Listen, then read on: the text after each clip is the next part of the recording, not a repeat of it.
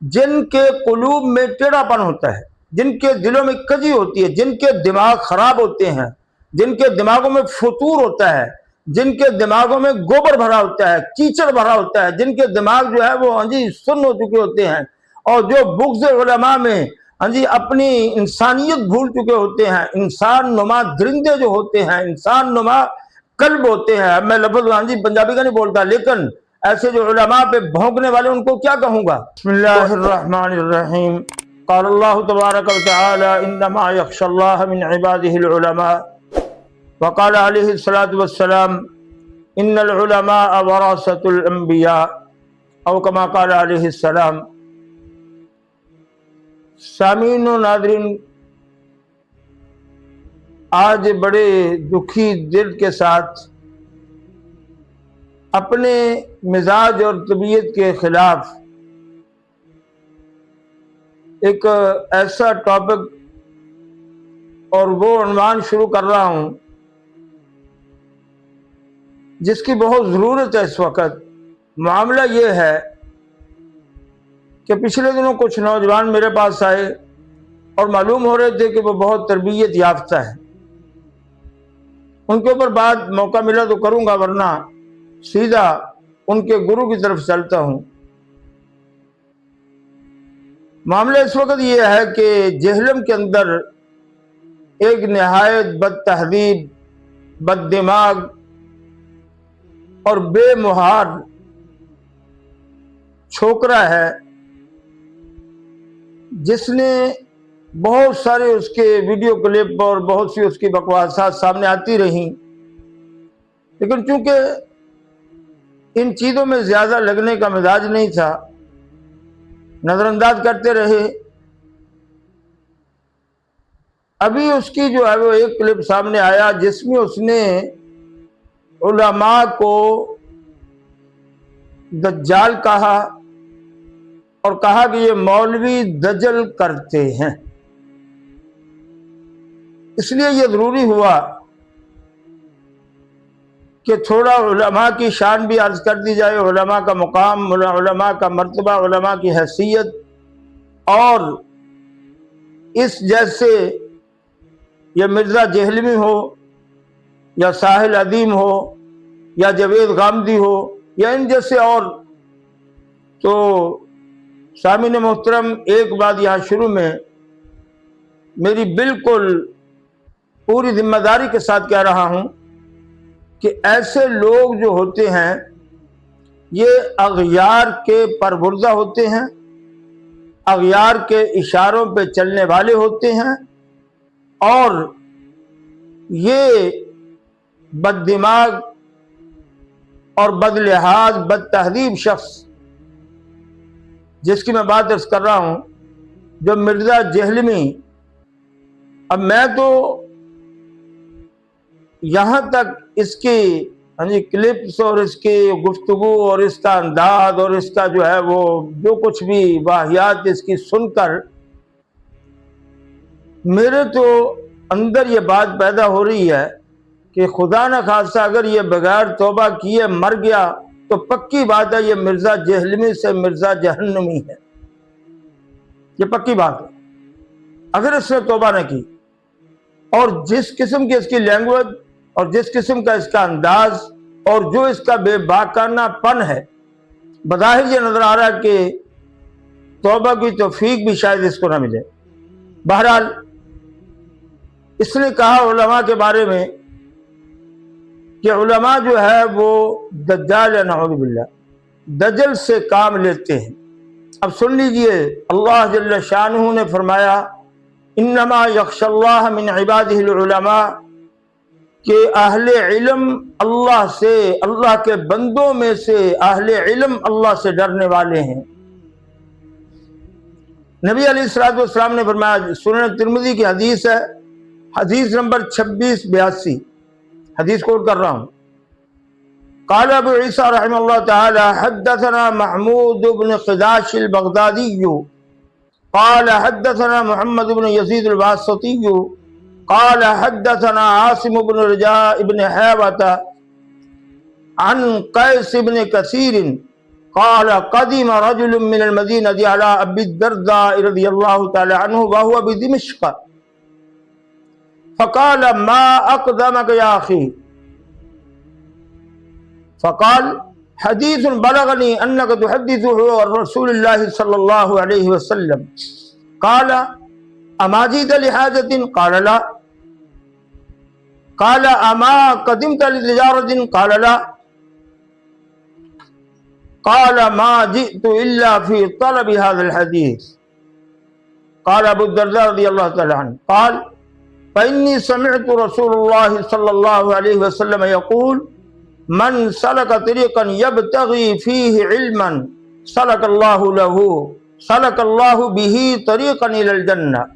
وإن الملائكة لتضع أجنحتها رضاء لطالب العلم وإن العالم لا يستغفر له من في السماوات ومن في الأرض حتى الحيتان في الماء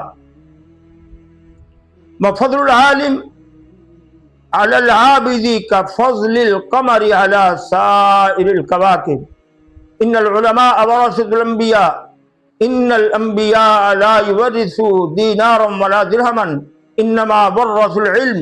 فمن أخذ به أخذ بحظ وافر او کما قال علیہ الصلوۃ والسلام۔ حضرت ابو الدرداء رضی اللہ تعالیٰ عنہ دمشق میں تھے، ان کے پاس ایک صاحب مدینہ منورہ سے ان کی خدمت میں حاضر ہو گئے۔ حضرت ابو الدرداء رضی اللہ تعالیٰ عنہ نے آنے والے سے پوچھا کہ میرے بھائی تو کس مقصد کے لیے آیا ہے، کیوں آیا ہے؟ ما اقدمک یا اخی، اور بھائی کس لیے آئے ہو؟ تو وہ کہنے لگے کہ ایک حدیث ہے جو آپ حضرت رسول پاک صلی اللہ علیہ وسلم سے بیان کرتے ہیں، اس حدیث کی تحقیق تصدیق کے لیے وہ حدیث آپ سے سننے کے لیے آیا۔ اس پہ ابو الدرداء رضی اللہ تعالیٰ عنہ نے فرمایا کہ کیا کوئی اور کام تو نہیں ہے؟ اما جیت لحاجت، کسی اور کام سے تو نہیں آئے ہو؟ بھائی چلو ہاں جی آئے تھے ہاں جی اپنے کسی کام سے، تو چلتے چلتے یہ بھی کام کر لیں، حدیث سن لے۔ تو انہوں نے کہا نہیں جی کسی اور کام کے لیے نہیں آیا۔ میں کیا تجارت کے لیے تو نہیں آئے ہو؟ انہوں نے کہا نہیں جی نہیں تجارت کے لیے نہیں آیا، میں تو صرف اس حدیث کی طلب اور تلاش میں آیا ہوں۔ اس پر پھر حضرت ابو رضی اللہ تعالیٰ نے فرمایا کہ میں نے حضرت رسول پاک صلی اللہ علیہ وسلم کو یہ ارشاد فرماتے ہوئے سنا ہے، یہ علماء کے بارے میں ایسے ہی جی اللہ معاف فرمائے ایسی بد زبانی اور ایسی بد کلامی اور ایسی بد تہذیبی ہاں جی کیسے جرت کیسے ہوگی؟ تو حضرت ابو الدرداء رضی اللہ عنہ فرماتے ہیں حضرت رسول پاک صلی اللہ علیہ وسلم نے ارشاد فرمایا کہ جو شخص علم حاصل کرنے کے لیے راستہ طے کرتا ہے اللہ تعالیٰ جل شانہ اس کے لیے جنت کا راستہ سہل فرما دیتے ہیں، یہ جنت کا راہ ہی ہے۔ اب یہاں میں پھر روک کے عرض کروں، ایک جنت کی راہ چلنے والے کو یہ بد زبان، بد لحاظ، بد دماغ شخص کہہ رہا ہے کہ یہ دجل کر رہا ہے، تجھے حق کس نے دیا ہے؟ چلے میں حدیث مبارکہ پوری کر کے پھر اس کی طرف آتا ہوں۔ تو پھر ہاں جی حضرت رسول پاک صلی اللہ علیہ وسلم نے فرمایا کہ فرشتے جو ہیں طالب علم کے لیے ہاں جی اپنے پر جو ہے وہ بچھاتے، اپنے پر بچھا دیتے طالب علم کے لیے، اور فرمایا کہ جو عالم ہوتا ہے نا، عالم علم والا، آگے حدیث کے اندر موجود ہے، آقا علیہ الصلوۃ والسلام نے وضاحت کی عالم کون ہے۔ فرمایا علم والا جو ہوتا ہے نا عالم، اس کے لیے آسمان و زمین کی ہر چیز استغفار کرتی ہے، یہاں تک کہ فرمایا پانی کے اندر مچھلیاں بھی اس کے لیے استغفار کرتی ہیں۔ اور یوں ارشاد فرمایا کہ عابد کی یہ عالم کی عابد پر ایسے فضیلت ہے جیسے چاند کو آسمان کے سارے ستاروں پہ برتری اور فضیلت حاصل۔ اور پھر آگے فرمایا کہ علماء جو ہیں یہ انبیاء علیہم السلام کے وارث ہیں۔ ہاں یہ وارثۃ الانبیاء کے بارے میں بول رہا ہے۔ تو کیا جانے عالم کیسے بنتے ہیں؟ ہاں تو آ میرے پاس، تجھے جو ہے وہ صرف و نحو سے ہاں جی چلا کر، ہاں جی کچھ تجھے منطق و فلسفہ سمجھا کر، پھر تجھے جو ہے وہ کچھ فقہ کے اصول بتلا کر، اور پھر جو ہے تجھے فقہ کے کچھ مسائل بتلا کر، اور پھر تجھے آگے چل کے سراجی پڑھا کر، اور پھر تجھے جو ہے وہ تفسیر پڑھا کر، تفسیر حجی جلالین بیضاوی سے گزار کر، اور پھر کچھ تجھے ٹچ دے کے علم معانی کا، علم بدیع کا، علم عروض کا، علم کلام کا، علم حید کا، علم نجوم کا، علم ہاں جی ریاضی کا، علم ہندسہ کا، تو کیا جانے علم کیا ہے؟ ہاں جی تیرے تو قریب سے بھی نہیں گزرا ہوگا، تجھے پتہ ہی کیا ہے کہ ہاں جی قرآن کو سمجھنے کے لیے کتنے علوم پہ مہارت کی ضرورت ہے جو علماء کو حاصل ہے۔ یہ مدارس میں بیٹھنے والے، یہ قرآن و حدیث پڑھنے پڑھانے والے، ہاں جی یہ ان علوم سے گزر کے، ان علوم کے اندر سے مہارت پیدا کر کے اپنے اندر پھر جو ہے وہ قرآن و حدیث کی تشریح کرتے ہیں۔ اور تجھ جیسے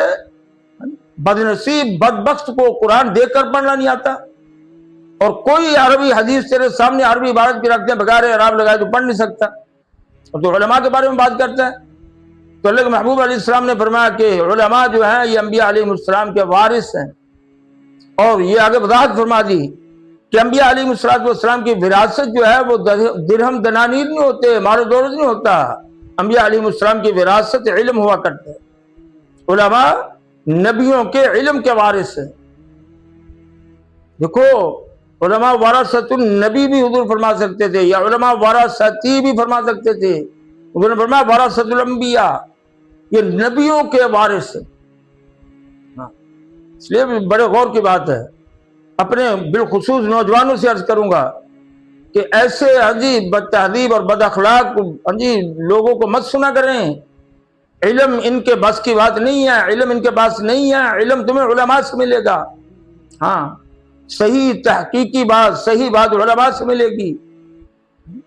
اب رہی یہ بات، لوگ اعتراض کرتے ہیں جی وہ علماء بھی تو جی کوئی یہ کہہ رہا کوئی یہ کہہ رہا، بھائی سب اپنی تحقیق پہ بیٹھے ہیں۔ اہل سنت علماء میرے اس خطہ پاکستان بر صغیر کے اندر ہاں جی احناف ہے، تو اہل سنت علماء حنفی دیوبندی ہوں، اہل سنت علماء حنفی بریلوی ہوں، اہل سنت علماء اہل حدیث غیر مقلد ہوں، یہ سارے علماء ہیں، میرے سر کا تاج ہے۔ اور یہ بات بالکل واضح طور پہ عرض کر دوں کہ میرے پاس علماء اگر تشریف لاتے ہیں کسی مسئلے کے اندر ڈسکس کرنے کے لیے یا کسی مسئلے کی وضاحت کے لیے، اور بالخصوص نوجوان علماء تشریف لاتے ہیں، مختلف مکاتب کے علماء اور نوجوان بھی تشریف لاتے رہتے ہیں، تو میں بڑے ہی ان کی رسپیکٹ کرتے ہوئے، ان کو عزت دیتے ہوئے، ان کے بڑے احترام کے ساتھ پوری گفتگو ان کی سنتا ہوں، اور پوری عزت و احترام کے ساتھ سنتا ہوں، اور پھر اس کے بعد الحمدللہ اللہ سے مانگ کر ان کی اصلاح کے لیے جو میرے سامنے اللہ جی رکھتے ہیں وہ عرض کر دیتا ہوں، اور فللہ الحمد الحمدللہ اصلاح ہو جاتی ہے، نوجوان الحمدللہ مطمئن ہو کے جاتے ہیں ہاں جی، اور علماء جو الحمدللہ مطمئن ہو کے جاتے ہیں۔ اللہ کا احسان ہے، نہ مناظرانہ انداز ہے، نہ مناظرانہ ہاں جی میرا مزاج ہے، اور نہ میں مناظرے کرتا ہوں۔ ہاں اگر کوئی سمجھنے سمجھانے کی غرض سے بیٹھتا ہے فللہ الحمد، اللہ کا بہت بڑا احسان ہے کہ اللہ بات سمجھا دیتے ہیں ہاں جی، اور اگر وہاں سمجھ نہ آئے تو پھر بھائی اللہ کی سپرد کر دیتے ہیں، اور یہ عرض کر دیتے ہیں بھائی آپ بھی تحقیق جاری رکھیں، ہم بھی تحقیق جاری رکھتے ہیں، لیکن علماء کا احترام کرتا ہوں۔ اور رہی بات یہ مرزا جیسے ہاں جی لوگوں کی، تو یہاں میں بات عرض کرتا ہوں، اللہ تعالیٰ جل شانہ سورہ آل عمران میں واضح طور پر ارشاد فرما دیا ہے هو الذی انزل علیک الکتاب منہ آیات محکمات ہن ام الکتاب واخر متشابہات فاما الذین فی قلوبہم زیغ فیتبعون ما تشابہ منہ ابتغاء الفتنة وابتغاء تأویلہ وما یعلم تأویلہ الا اللہ والراسخون فی العلم یقولون آمنا بہ کل من عند ربنا وما یذکر الا اولو الالباب۔ اللہ تعالیٰ جل شانہ فرماتے ہیں کہ کتاب اللہ کی آیات محکم بھی ہیں، متشابہ بھی ہیں،